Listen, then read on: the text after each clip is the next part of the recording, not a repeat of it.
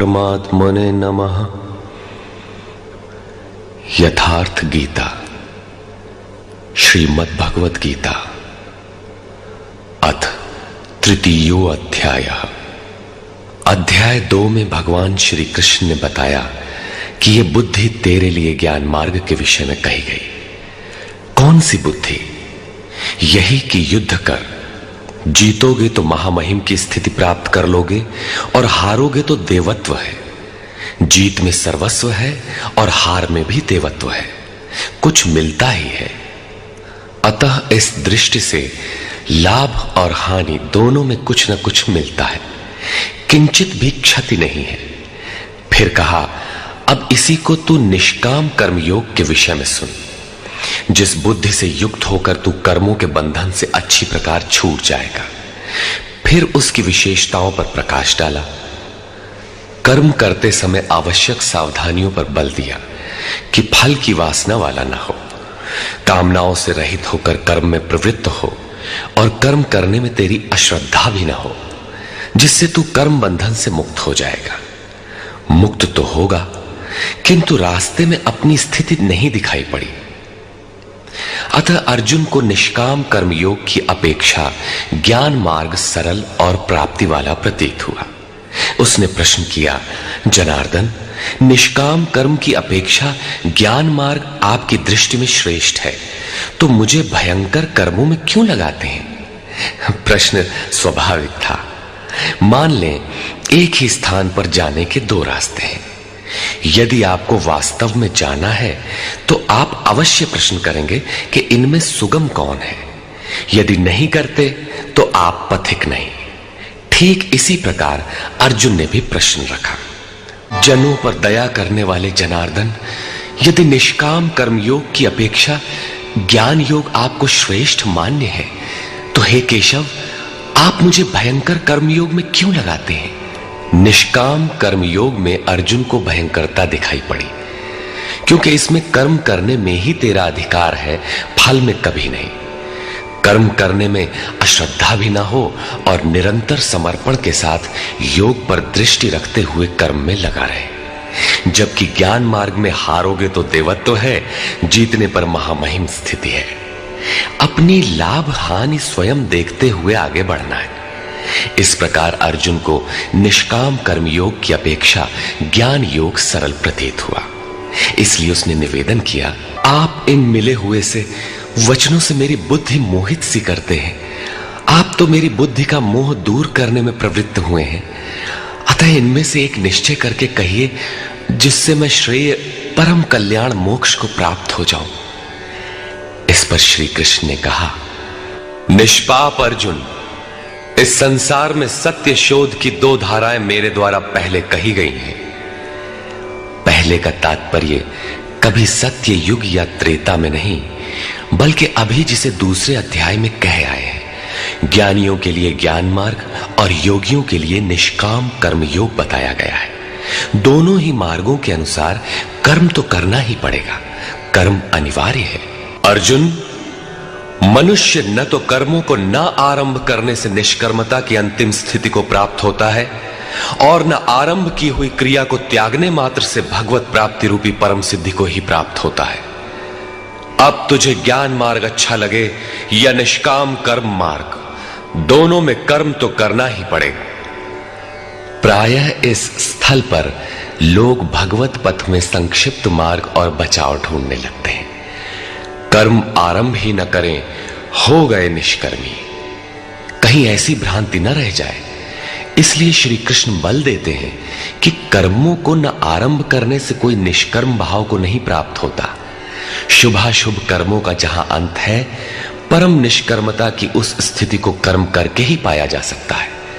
इसी प्रकार बहुत से लोग कहते हैं, हम तो ज्ञान मार्गी हैं, ज्ञान मार्ग में कर्म है ही नहीं।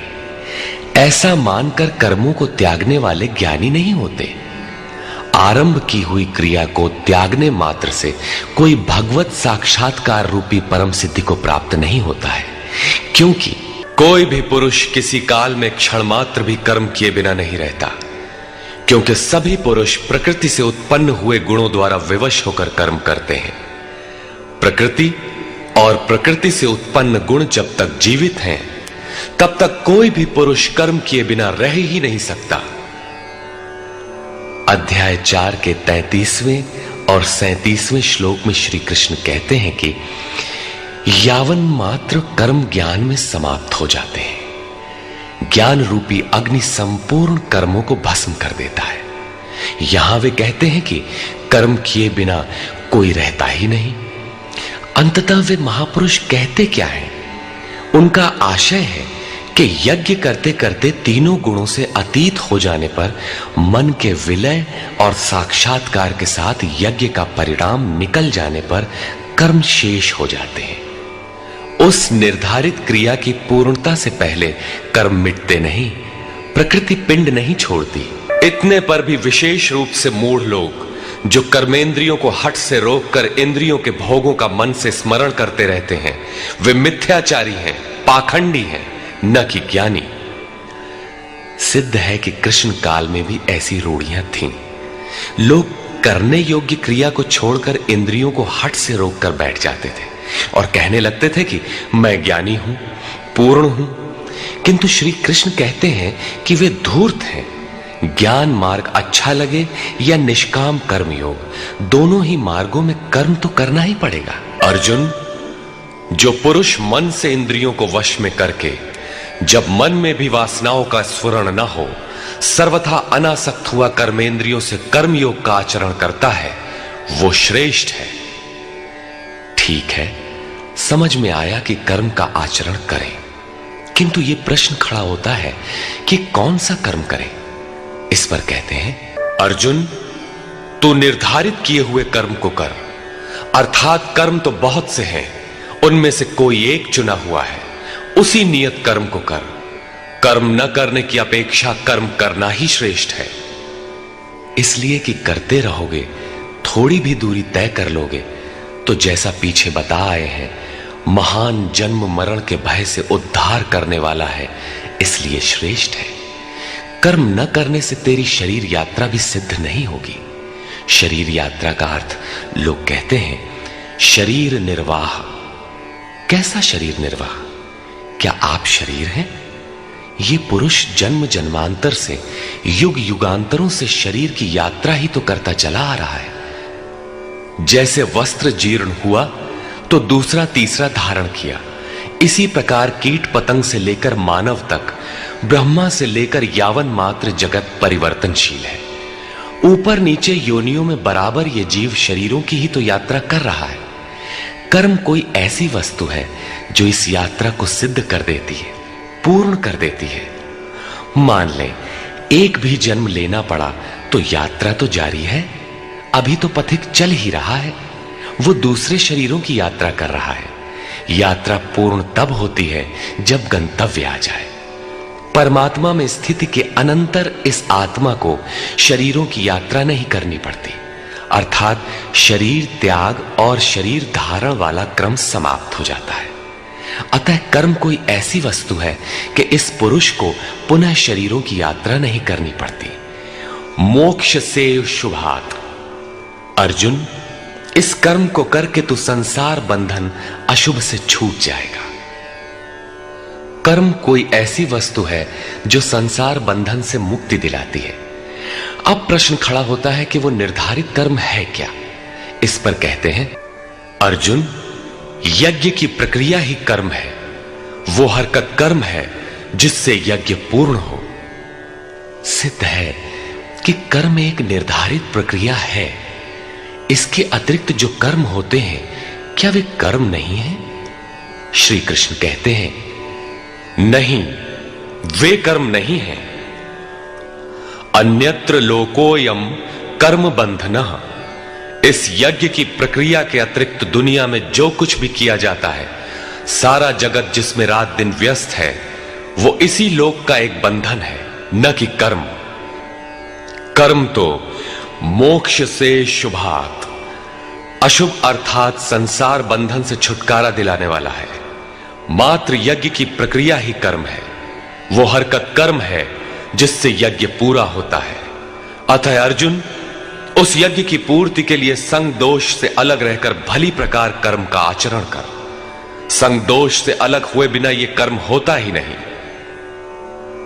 अब हम समझ गए कि यज्ञ की प्रक्रिया ही कर्म है, किंतु यहां पुनः एक नवीन प्रश्न उत्पन्न हो गया कि वो यज्ञ क्या है जिसे किया जाए। इसके लिए पहले यज्ञ को न बताकर श्री कृष्ण बताते हैं कि यज्ञ आया कहां से, ये देता क्या है, उसकी विशेषताओं पर प्रकाश डाला और चौथे अध्याय में जाकर स्पष्ट किया कि यज्ञ क्या है जिसे हम कार्य रूप दें और हमसे कर्म होने लगे। योगेश्वर श्री कृष्ण की शैली से स्पष्ट है कि जिस वस्तु का चित्रण करना है वे पहले उसकी विशेषताओं का चित्रण करते हैं जिससे श्रद्धा जागृत हो। तत्पश्चात वे उसमें बरती जाने वाली सावधानियों पर प्रकाश डालते हैं और अंत में मुख्य सिद्धांत प्रतिपादित करते हैं। स्मरण रहे कि यहां पर श्री कृष्ण ने कर्म के दूसरे अंग पर प्रकाश डाला कि कर्म एक निर्धारित क्रिया है, जो कुछ किया जाता है वो कर्म नहीं है। अध्याय 2 में पहली बार कर्म का नाम लिया, उसकी विशेषताओं पर बल दिया, उसमें बरती जाने वाली सावधानियों पर प्रकाश डाला, लेकिन यह नहीं बताया कि कर्म क्या है। योगेश्वर श्री कृष्ण ने कहा, अर्जुन तू निर्धारित किए हुए कर्म को कर। अब प्रश्न उठता है कि निर्धारित कर्म क्या है जिसे हम करें। तब बताया कि यज्ञ को कार्य रूप देना कर्म है। अब प्रश्न उठता है कि वो यज्ञ क्या है। यहां यज्ञ की उत्पत्ति विशेषता बताकर शांत हो जाएंगे और आगे अध्याय 4 में यज्ञ का निखरा हुआ रूप मिलेगा जिसे करना कर्म है। कर्म की यह परिभाषा गीता को समझने की कुंजी है। यज्ञ के अतिरिक्त दुनिया में लोग कुछ न कुछ करते ही रहते हैं। कोई खेती करता है तो कोई व्यापार, कोई पदासीन है तो कोई सेवक, कोई अपने को बुद्धिजीवी कहता है तो कोई श्रमजीवी, कोई समाज सेवा को कर्म मानता है तो कोई देश सेवा को, और इन्हीं कर्मों में लोग सकाम और निष्काम कर्म की भूमिका भी बनाए पड़े हैं। किंतु श्री कृष्ण कहते हैं ये कर्म नहीं है। अन्यत्र लोकोयम कर्म बंधना। यज्ञ की प्रक्रिया के सिवाय जो कुछ भी किया जाता है वो इसी लोक का बंधनकारी कर्म है, न कि मोक्षद कर्म। वस्तुतः यज्ञ की प्रक्रिया ही कर्म है। अब यज्ञ न बताकर पहले यह बताते हैं कि यज्ञ आया कहां से। प्रजापति ब्रह्मा ने कल्प के आदि में यज्ञ सहित प्रजा को रचकर कहा कि इस यज्ञ द्वारा वृद्धि को प्राप्त हो।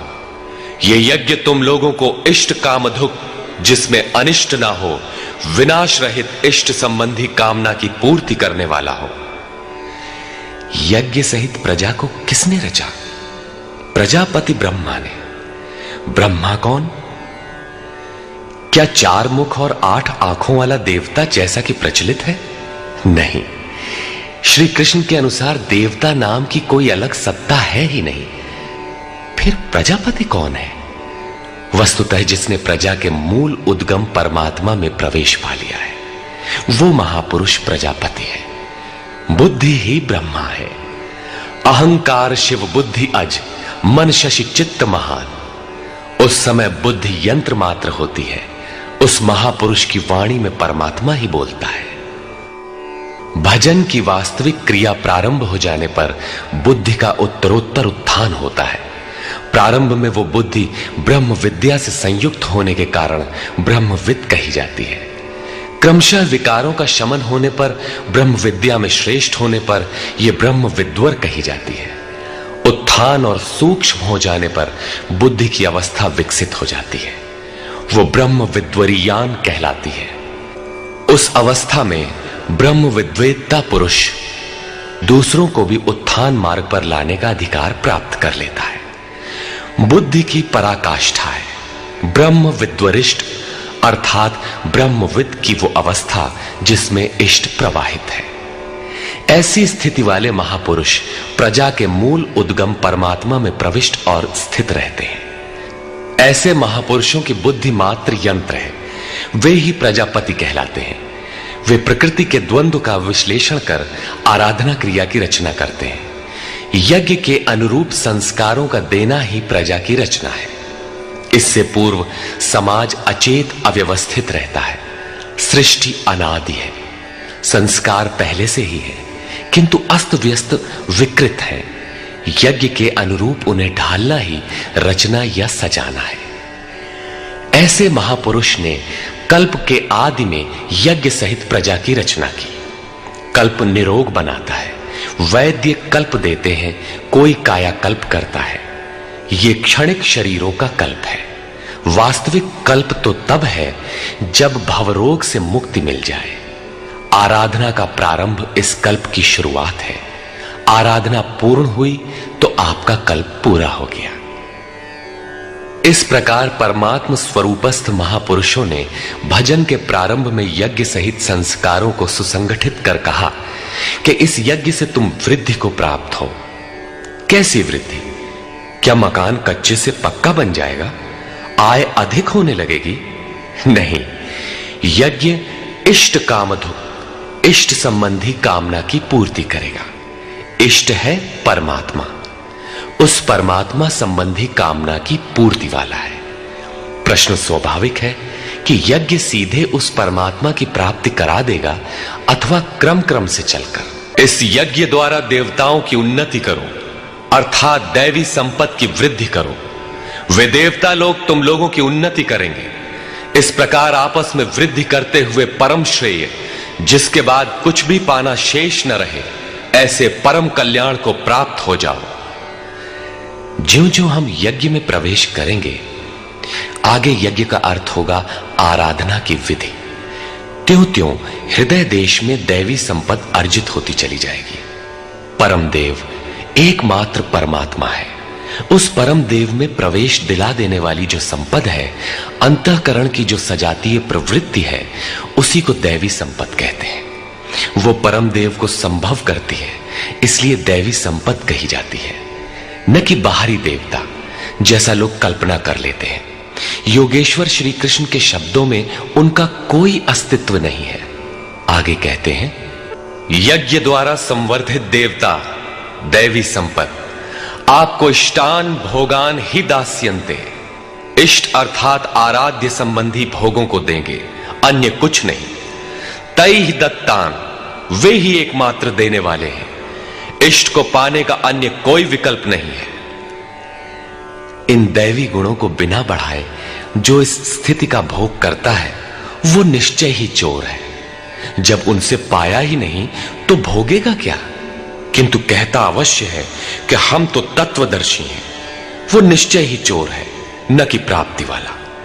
किंतु पाने वाले क्या पाते हैं? यज्ञ से बचे हुए अन्न को खाने वाले संतजन सब पापों से मुक्त हो जाते हैं। दैवी संपत्ति की वृद्धि करते करते परिणाम में प्राप्ति काल ही पूर्ति काल है। जब यज्ञ पूर्ण हो गया तो शेष बचा हुआ ब्रह्म ही अन्न है। इसी को श्री कृष्ण ने दूसरे शब्दों में कहा, यज्ञ शिष्टामृत भुजो यान्ति ब्रह्म सनातनम। यज्ञ जिसकी सृष्टि करता है, उस अशन को पान करने वाला ब्रह्म में प्रविष्ट हो जाता है। यहां वे कहते हैं कि यज्ञ से शेष बचे हुए अशन को, ब्रह्म पीयूष को पान करने वाला सब पापों से छुटकारा पा जाता है। संत जन तो छूट जाते हैं, किंतु पापी लोग मोह के माध्यम से उत्पन्न शरीरों के लिए पचते हैं। वे पाप खाते हैं। उन्होंने भजन भी किया, आराधना को समझा, अग्रसर भी हुए, किंतु बदले में एक मीठी सी चाह पैदा हो गई कि आत्म कारणात, शरीर के लिए और शरीर के संबंधों को लेकर कुछ मिले। उसे मिल तो जाएगा, किंतु उतने भोग के पश्चात वो अपने को वहीं खड़ा पाएगा जहां से चलना प्रारंभ किया था। इससे बड़ी क्षति क्या होगी? जब शरीर ही नश्वर है तो इसके सुख भोग कब तक साथ देंगे? वे आराधना तो करते हैं, किंतु बदले में पाप ही खाते हैं। पलट सुधाते 60 विष लेहि, वो नष्ट तो नहीं होगा, किंतु आगे नहीं बढ़ेगा। इसीलिए श्री कृष्ण निष्काम भाव से कर्म भजन करने पर बल देते हैं। अभी तक श्री कृष्ण ने बताया कि यज्ञ परम श्रेय देता है और उसकी रचना महापुरुषों द्वारा होती है, किंतु वे महापुरुष प्रजा की रचना में क्यों प्रवृत्त होते हैं? इस पर कहते हैं, संपूर्ण प्राणी अन्न से उत्पन्न होते हैं। अन्नम ब्रह्म व्यजानात्, अन्न परमात्मा ही है। उस ब्रह्म पीयूष को ही उद्देश्य बनाकर प्राणी यज्ञ की ओर अग्रसर होता है। अन्न की उत्पत्ति वृष्टि से होती है, बादलों से होने वाली वर्षा नहीं, अपितु कृपा वृष्टि। पूर्व संचित यज्ञ कर्म ही कृपा के रूप में बरस पड़ता है। आज की आराधना कल कृपा के रूप में मिलेगी, इसीलिए वृष्टि यज्ञ से होती है। स्वाहा बोलने और तिल जौ जलाने से ही वृष्टि होती तो विश्व की अधिकांश मरुभूमि ऊसर क्यों रहती, उर्वर बन जाती। यहां कृपा वृष्टि यज्ञ की देन है। ये यज्ञ कर्मों से ही उत्पन्न होने वाला है। कर्म से यज्ञ पूर्ण होता है। उस कर्म को वेद से उत्पन्न हुआ जान। वेद ब्रह्म स्थित महापुरुष की वाणी है। जो तत्व विदित नहीं है उसकी प्रत्यक्ष अनुभूति का नाम वेद है, न कि कुछ श्लोक संग्रह। वेद अविनाशी परमात्मा से उत्पन्न हुआ जान। कहा तो महात्माओं ने, किंतु वे परमात्मा के साथ तद्रूप हो चुके हैं। उनके माध्यम से अविनाशी परमात्मा ही बोलता है, इसलिए वेद अपौरुषेय कहे जाते हैं। महापुरुष वेद कहां से पा गए? तो वेद अविनाशी परमात्मा से उत्पन्न हुआ। वे महापुरुष उससे तद्रूप हैं। वे मात्र यंत्र हैं, इसलिए उनके द्वारा वही बोलता है, क्योंकि यज्ञ के द्वारा ही मन के निरोध काल में वो विदित होता है। इससे सर्वव्यापी परम अक्षर परमात्मा सर्वदा यज्ञ में ही प्रतिष्ठित है। यज्ञ ही उसे पाने का एकमात्र उपाय है। इसी पर बल देते हैं। हे पार्थ, जो पुरुष इसी लोक में मनुष्य शरीर प्राप्त कर इस प्रकार चलाए हुए साधन चक्र के अनुसार नहीं बरतता, अर्थात दैवी संपद का उत्कर्ष, देवताओं की वृद्धि और परस्पर वृद्धि के द्वारा अक्षय धाम को प्राप्त करना, इस क्रम के अनुसार जो नहीं बरतता, इंद्रियों का आराम चाहने वाला वो पापायु पुरुष व्यर्थ ही जीता है। बंधुओं, योगेश्वर श्री कृष्ण ने अध्याय 2 में कर्म का नाम लिया और इस अध्याय में बताया कि नियत कर्म का आचरण कर। यज्ञ की प्रक्रिया ही कर्म है। इसके सिवाय जो कुछ किया जाता है वो इसी लोक का बंधन है। इसीलिए संग दोष से अलग रहकर उस यज्ञ की पूर्ति के लिए कर्म का आचरण कर। उन्होंने यज्ञ की विशेषताओं पर प्रकाश डाला और बताया कि यज्ञ की उत्पत्ति ब्रह्मा से है। प्रजा अन्न को उद्देश्य बनाकर उस यज्ञ में प्रवृत्त होती है। यज्ञ कर्म से और कर्म अपौरुषेय वेद से उत्पन्न होते हैं, जबकि वेद मंत्रों के दृष्टा महापुरुष ही थे। उनका पुरुष तिरोहित हो चुका था। प्राप्ति के साथ अविनाशी परमात्मा ही शेष बचा था। इसलिए वेद परमात्मा से उत्पन्न है। सर्वव्यापी परमात्मा यज्ञ में सर्वदा प्रतिष्ठित है। इस साधन चक्र के अनुसार जो नहीं बरतता वो पापायु पुरुष इंद्रियों का सुख चाहने वाला है, व्यर्थ ही जीता है। अर्थात यज्ञ ऐसी विधि विशेष है जिसमें इंद्रियों का आराम नहीं है, अपितु अक्षय सुख है। इंद्रियों के संयम के साथ इसमें लगने का विधान है। इंद्रियों का आराम चाहने वाले पापायु हैं। अभी तक श्री कृष्ण ने नहीं बताया है कि यज्ञ है क्या, परंतु क्या यज्ञ करते ही रहेंगे या इसका कभी अंत भी होगा? इस पर योगेश्वर कहते हैं, परंतु जो मनुष्य आत्मा में ही रत, आत्म तृप्त और आत्मा में ही संतुष्ट है, उसके लिए कोई कर्तव्य नहीं रह जाता। यही तो लक्ष्य था। जब अव्यक्त सनातन अविनाशी आत्म तत्व प्राप्त हो गया तो आगे ढूंढे किसे? ऐसे पुरुष के लिए न कर्म की आवश्यकता है न किसी आराधना की। आत्मा और परमात्मा एक दूसरे के पर्याय हैं। इसी का पुनः चित्रण करते हैं। इस संसार में उस पुरुष का किए जाने से कोई लाभ नहीं है और न छोड़ देने से कोई हानि है, जबकि पहले आवश्यक था। उसका संपूर्ण प्राणियों में कोई स्वार्थ संबंध नहीं रह जाता। आत्मा ही तो शाश्वत, सनातन, अव्यक्त, अपरिवर्तनशील और अक्षय है। जब उसी को पा लिया, उसी से संतुष्ट, उसी से तृप्त, उसी में ओतप्रोत और स्थित है, आगे कोई सत्ता ही नहीं तो किसको खोजें? मिलेगा क्या? उस पुरुष के लिए कर्म छोड़ देने से कोई हानि भी नहीं है, क्योंकि विकार जिस पर अंकित होते हैं वो चित्त ही न रहा। उसका संपूर्ण भूतों में, बाह्य जगत और आंतरिक संकल्पों की परत में लेश मात्र भी अर्थ नहीं रहता। सबसे बड़ा अर्थ तो था परमात्मा। जब वही उपलब्ध है तो दूसरों से उसका क्या प्रयोजन होगा। इस स्थिति को प्राप्त करने के लिए तू अनासक्त हुआ। निरंतर कार्यम कर्म, जो करने योग्य कर्म है उस कर्म को अच्छी प्रकार कर, क्योंकि अनासक्त पुरुष कर्म के आचरण से परमात्मा को प्राप्त होता है। नियत कर्म, कार्यम कर्म एक ही है।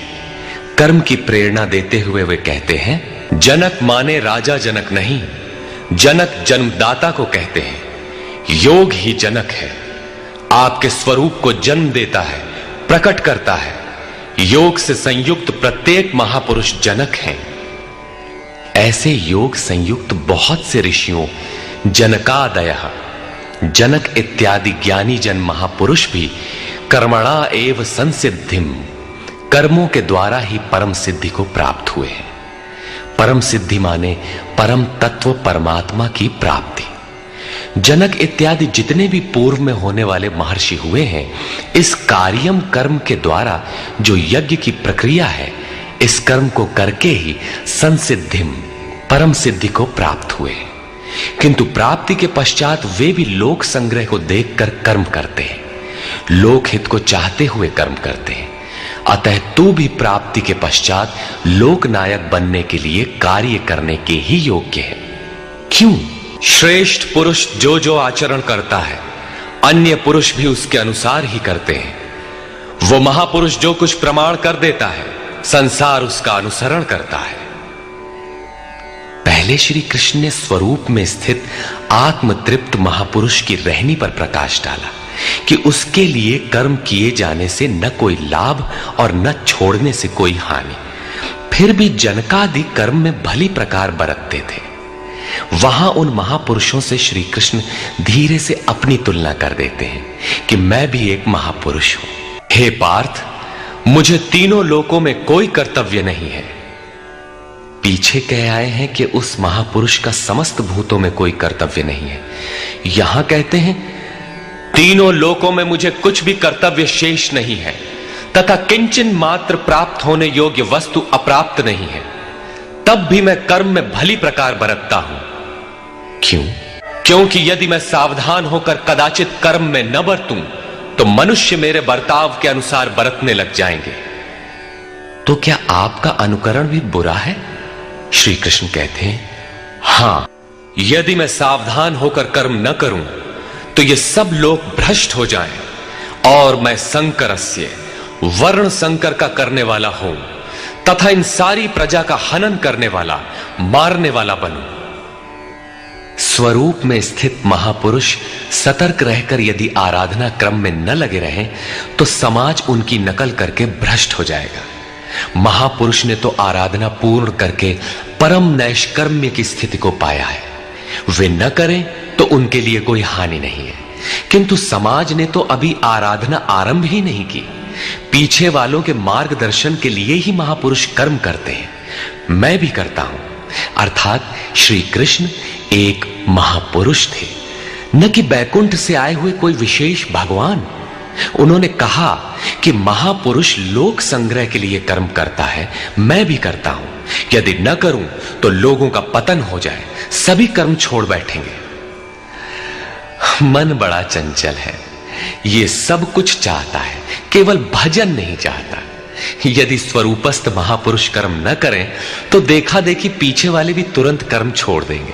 उन्हें बहाना मिल जाए कि ये भजन नहीं करते, पान खाते हैं, इत्र लगाते हैं, सामान्य बातें करते हैं, फिर भी महापुरुष कहलाते हैं। ऐसा सोचकर वे भी आराधना से हट जाते हैं, पतित हो जाते हैं। श्री कृष्ण कहते हैं कि यदि मैं कर्म न करूं तो सब भ्रष्ट हो जाए और मैं वर्ण संकर का कर्ता बनूं। स्त्रियों के दूषित होने से वर्ण संकर तो देखा सुना जाता है। अर्जुन भी इसी के भय से विकल था कि स्त्रियां दूषित होंगी तो वर्ण संकर पैदा होंगे। किंतु श्री कृष्ण कहते हैं यदि मैं सावधान होकर आराधना में लगा न रहूं तो वर्ण संकर का कर्ता हूं। वस्तुतः आत्मा का शुद्ध वर्ण है परमात्मा। अपने शाश्वत स्वरूप के पथ से भटक जाना वर्ण संकरता है। यदि स्वरूपस्थ महापुरुष क्रिया में नहीं बरतता तो लोग उनके अनुकरण में क्रिया रहित हो जाएंगे, आत्म पथ से भटक जाएंगे, वर्ण संकर हो जाएंगे, वे प्रकृति में खो जाएंगे। स्त्रियों का सतीत्व एवं नस्ल की शुद्धता एक सामाजिक व्यवस्था है, अधिकारों का प्रश्न है, समाज के लिए उसकी उपयोगिता भी है। किंतु माता पिता की भूलों का संतान की साधना पर कोई प्रभाव नहीं पड़ता। आपन करनी पार उतरनी। हनुमान, व्यास, वशिष्ठ, नारद, शुकदेव, कबीर, ईसा इत्यादि अच्छे महापुरुष हुए, जबकि सामाजिक कुलीनता से इनका संपर्क नहीं है। आत्मा अपने पूर्व जन्म के गुण धर्म लेकर आता है। श्री कृष्ण कहते हैं, मनः षष्ठानीन्द्रियाणि प्रकृतिस्थानी कर्षति। मन सहित इंद्रियों से जो कार्य इस जन्म में होता है, उनके संस्कार लेकर जीवात्मा पुराने शरीर को त्याग कर नवीन शरीर में प्रवेश कर जाता है। इसमें जन्मदाताओं का क्या लगा? उनके विकास में कोई अंतर नहीं आया। अतः स्त्रियों के दूषित होने से वर्ण संकर नहीं होता। स्त्रियों के दूषित होने और वर्ण संकर से कोई संबंध नहीं है। शुद्ध स्वरूप की ओर अग्रसर न होकर प्रकृति में बिखर जाना ही वर्ण संकर है। यदि महापुरुष सावधान होकर क्रिया, नियत कर्म में बरतते हुए लोगों से क्रिया न कराएं, तो वो उस सारी प्रजा का हनन करने वाला, मारने वाला बने। साधना क्रम में चलकर उस मूल अविनाशी की प्राप्ति ही जीवन है, और प्रकृति में बिखरे रहना, भटक जाना मृत्यु है। किंतु वो महापुरुष इस सारी प्रजा को यदि क्रिया पथ पर नहीं चलाता, उस सारी प्रजा को बिखराव से रोककर सतपथ पर नहीं चलाता, तो वो सारी प्रजा का हनन करने वाला हत्यारा है, हिंसक है, और क्रमशः चलते हुए जो जला लेता है वो शुद्ध अहिंसा है। गीता के अनुसार शरीर का निधन, नश्वर कलेवरों का निधन मात्र परिवर्तन है, हिंसा नहीं। हे भारत, कर्म में आसक्त हुए अज्ञानी जन जैसे कर्म करते हैं, वैसे ही अनासक्त हुआ विद्वान, पूर्ण ज्ञाता भी लोक हृदय में प्रेरणा और कल्याण संग्रह चाहता हुआ कर्म करे। यज्ञ की विधि जानते और करते हुए भी हम अज्ञानी हैं। ज्ञान का अर्थ है प्रत्यक्ष जानकारी। जब तक लेश मात्र भी हम अलग हैं, आराध्य अलग है, तब तक अज्ञान विद्यमान है। जब तक अज्ञान है, तब तक कर्म में आसक्ति रहती है। अज्ञानी जितनी आसक्ति से आराधना करता है, उसी प्रकार अनासक्त। जिसे कर्मों से प्रयोजन नहीं है, तो आसक्ति क्यों होगी? ऐसा पूर्ण ज्ञाता महापुरुष भी लोकहित के लिए कर्म करें, दैवी संपद का उत्कर्ष करें, जिससे समाज उस पर चल सके। ज्ञानी पुरुषों को चाहिए कि कर्मों में आसक्ति वाले अज्ञानियों की बुद्धि में भ्रम न पैदा करें। अर्थात स्वरूपस्थ महापुरुष ध्यान दें कि उनके किसी आचरण से पीछे वालों के मन में कर्म के प्रति अश्रद्धा न उत्पन्न हो जाए। परमात्म तत्व से संयुक्त महापुरुष को भी चाहिए कि स्वयं भली प्रकार नियत कर्म करता हुआ उनसे करावे। यही कारण था कि पूज्य महाराज जी वृद्धावस्था में भी रात के 2 बजे ही उठकर बैठ जाएं, खांसने लगे। 3 बजे बोलने लगे, उठो मिट्टी के पुतलो। सब उठकर चिंतन में लग जाएं, तो स्वयं थोड़ा लेट जाएं। कुछ देर बाद फिर उठकर बैठ जाएं, कहें, तुम लोग सोचते हो कि महाराज सो रहे हैं, किंतु मैं सोता नहीं, श्वास में लगा हूं।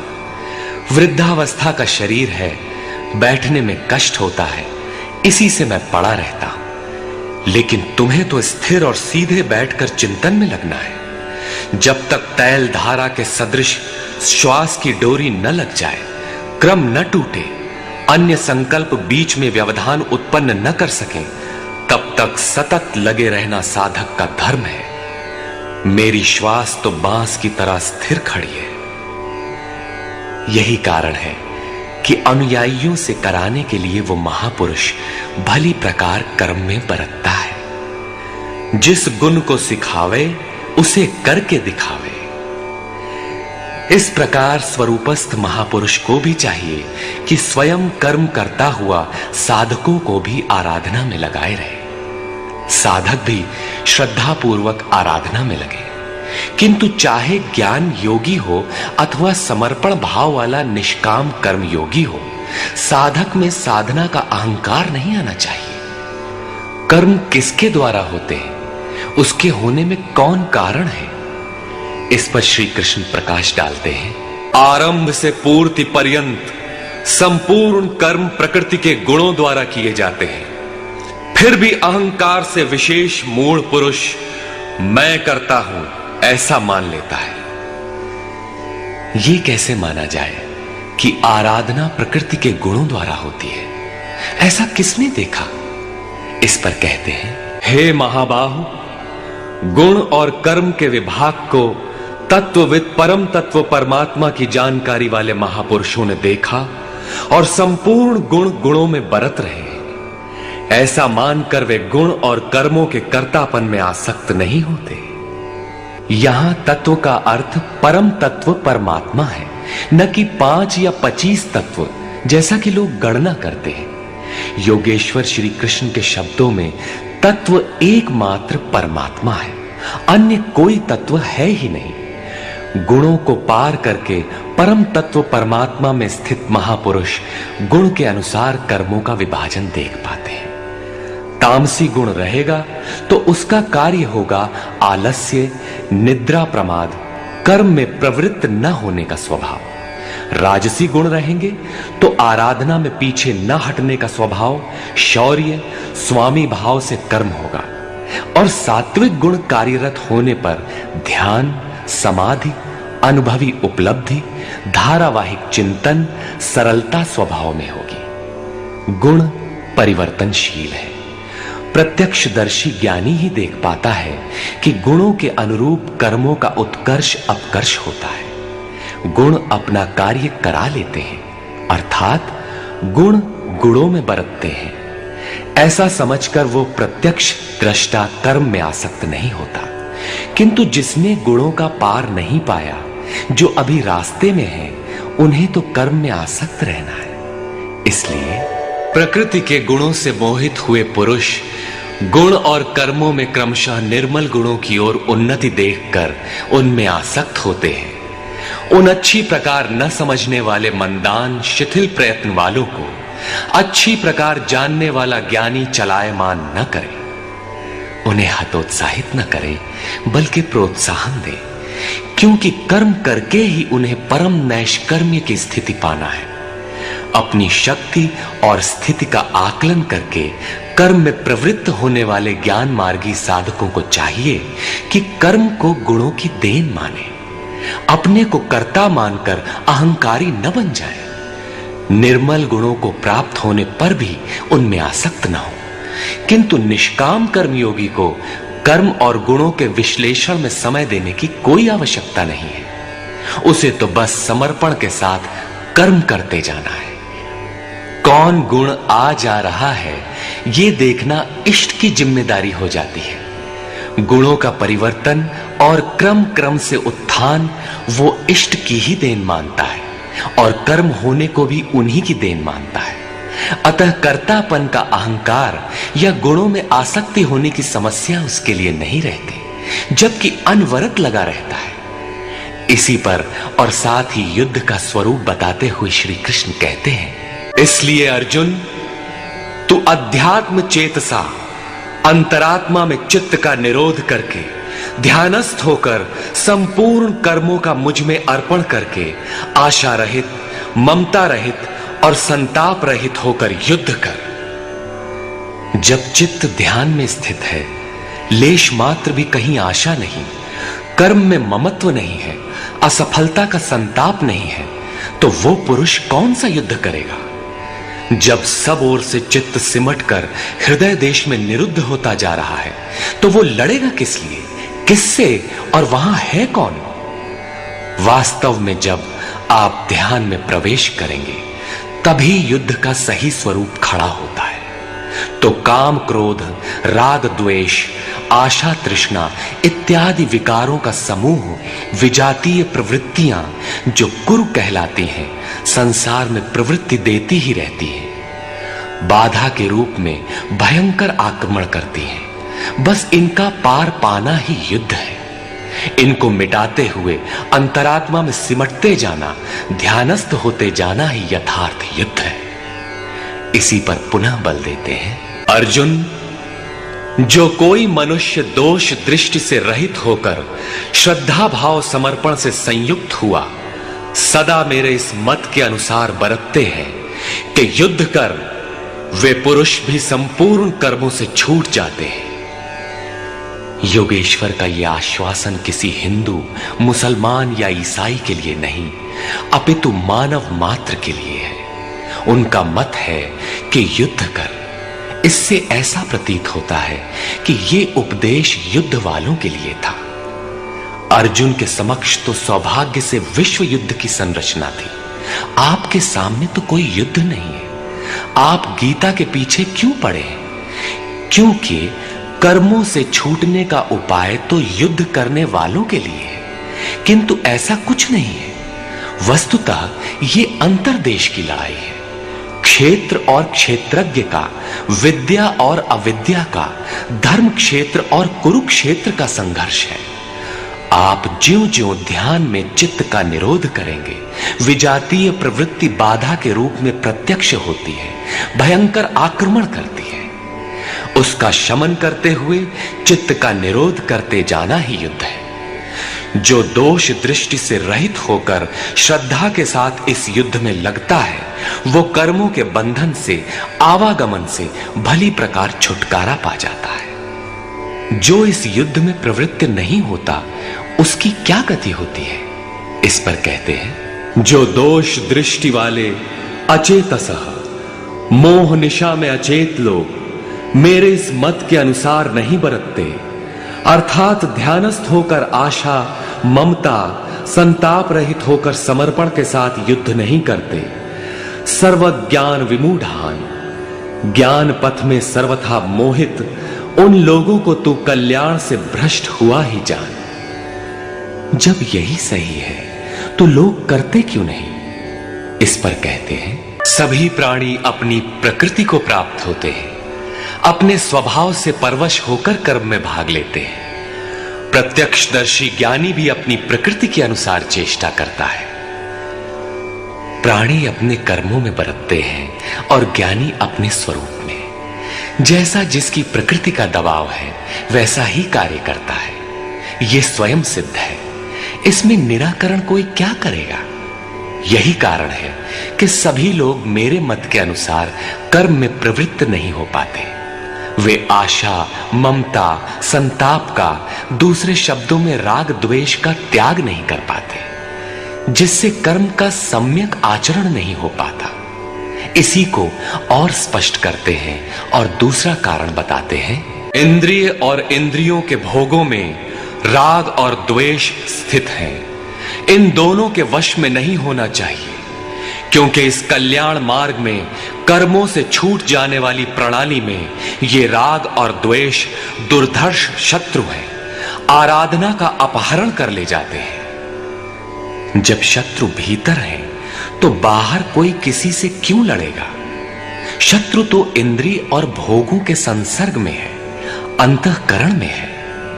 अतः ये युद्ध भी अंतःकरण का युद्ध है, क्योंकि शरीर ही क्षेत्र है जिसमें सजातीय विजातीय दोनों प्रवृत्तियां, विद्या और अविद्या रहती हैं, जो माया के दो अंग हैं।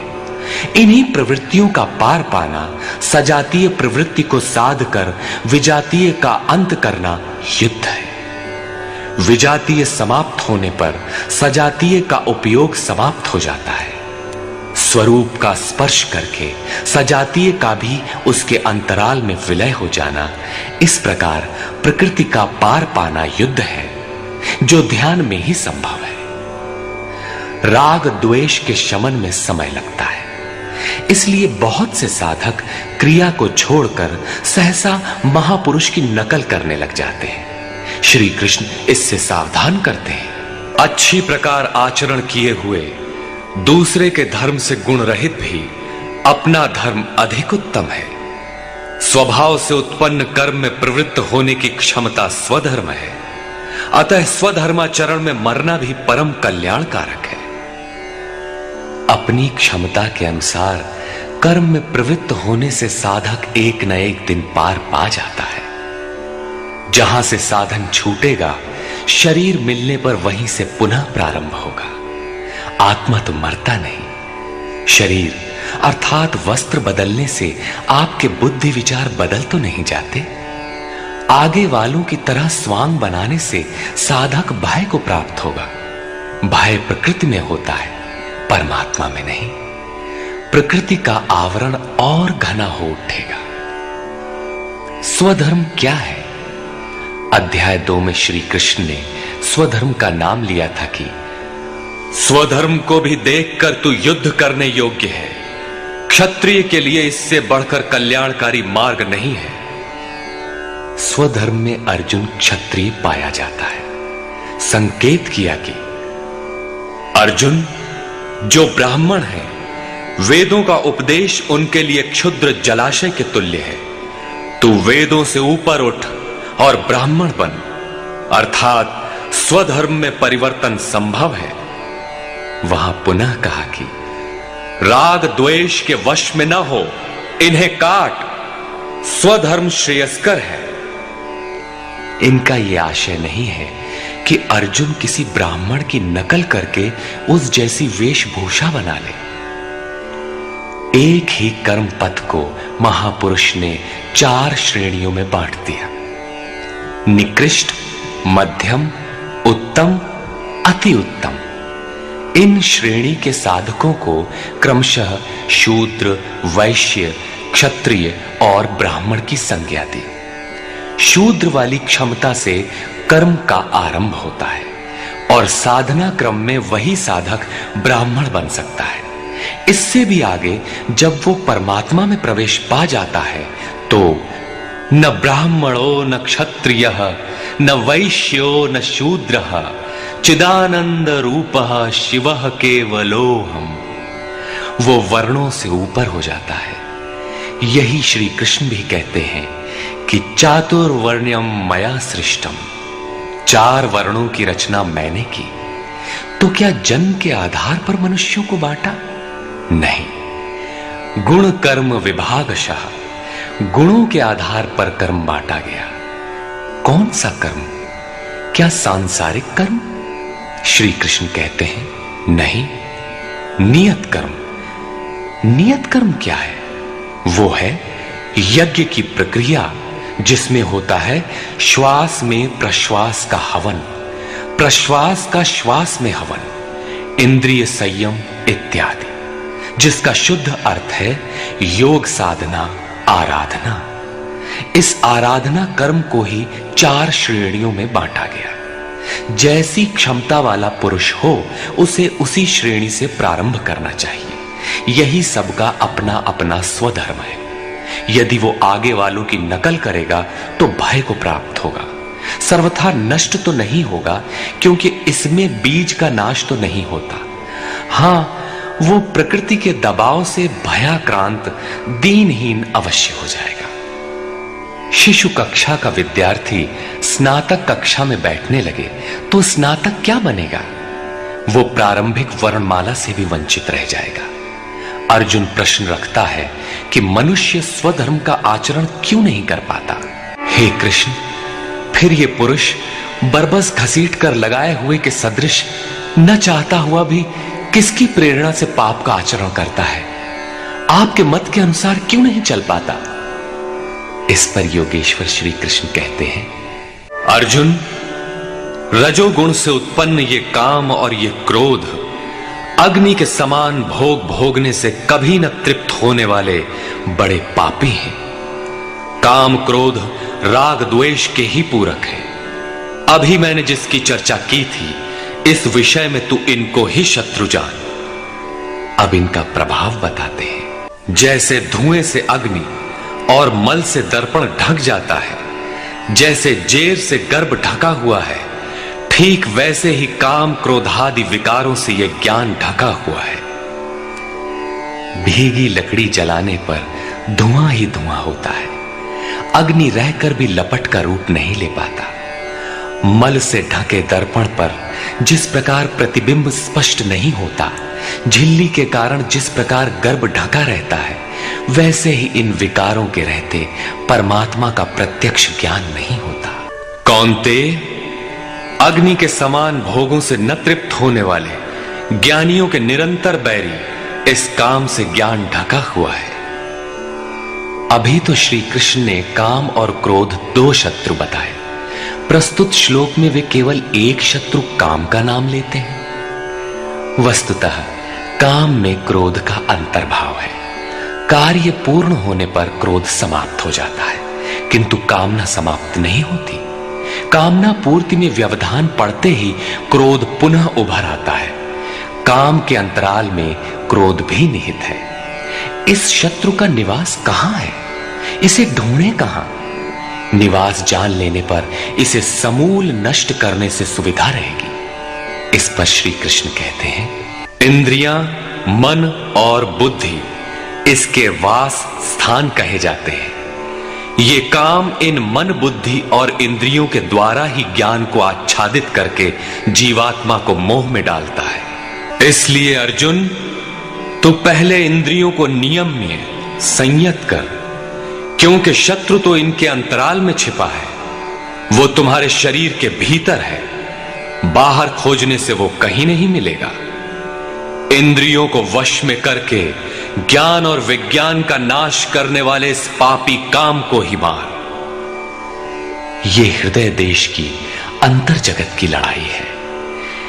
काम सीधे पकड़ में नहीं आएगा, अतः विकारों के निवास स्थान का ही घेराव कर लो, इंद्रियों को ही संयत कर लो। किंतु इंद्रियों और मन को संयत करना तो बड़ा कठिन है। क्या ये हम कर पाएंगे? इस पर योगेश्वर श्री कृष्ण आपकी सामर्थ्य बताते हुए प्रोत्साहित करते हैं।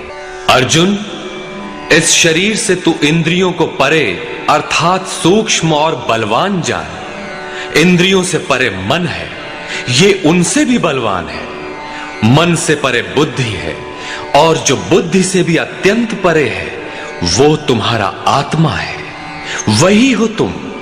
इसलिए इंद्रियों, मन और बुद्धि का निरोध करने में तुम सक्षम हो। इस प्रकार बुद्धि से परे अर्थात सूक्ष्म और बलवान अपने आत्मा को जानकर, आत्म बल को समझकर, बुद्धि के द्वारा अपने मन को वश में करके अर्जुन, इस काम रूपी दुर्जय शत्रु को मार। काम एक दुर्जय शत्रु है। इंद्रियों के द्वारा ये आत्मा को मोहित करता है, तो अपनी शक्ति समझकर, आत्मा को बलवान समझकर काम रूपी शत्रु को मारना है। कहने की आवश्यकता नहीं है कि ये शत्रु आंतरिक है और युद्ध भी अंतर्देश का ही है। निष्कर्ष, इस अध्याय में उन्होंने कर्म को परिभाषित किया कि यज्ञ की प्रक्रिया ही कर्म है। सिद्ध है कि यज्ञ कोई निर्धारित दिशा है। इसके अतिरिक्त जो कुछ भी किया जाता है वो इसी लोक का बंधन है। योगेश्वर श्री कृष्ण जिसे कहेंगे वो कर्म मोक्ष से शुभात, संसार बंधन से छुटकारा दिलाने वाला कर्म है। श्री कृष्ण ने यज्ञ की उत्पत्ति बताई, ये देता क्या है उसकी विशेषताओं का चित्रण किया, यज्ञ करने पर बल दिया। उन्होंने कहा इस यज्ञ की प्रक्रिया ही कर्म है। अध्याय 3 में ही युद्ध का विशद चित्रण है। श्लोक 30 से श्लोक 43 तक युद्ध का स्वरूप, उसकी अनिवार्यता, युद्ध न करने वालों का विनाश, युद्ध में मारे जाने वाले शत्रुओं के नाम, उन्हें मारने के लिए अपनी शक्ति का आवाहन और निश्चय ही उन्हें काट कर फेंकने पर बल दिया। इस अध्याय में शत्रु और शत्रु का आंतरिक स्वरूप स्पष्ट है, जिनके विनाश की प्रेरणा दी गई है। अतः ओम तत्सदिति श्रीमद् भगवद गीता सूपनिषत्सु ब्रह्म विद्यायाम योग शास्त्रे श्री कृष्णार्जुन संवादे शत्रु विनाश प्रेरणा नाम तृतीयो अध्याय। इस प्रकार स्वामी अड़गड़ानंद कृत श्रीमद् भगवत गीता के भाष्य यथार्थ गीता का 3रा अध्याय पूर्ण होता है।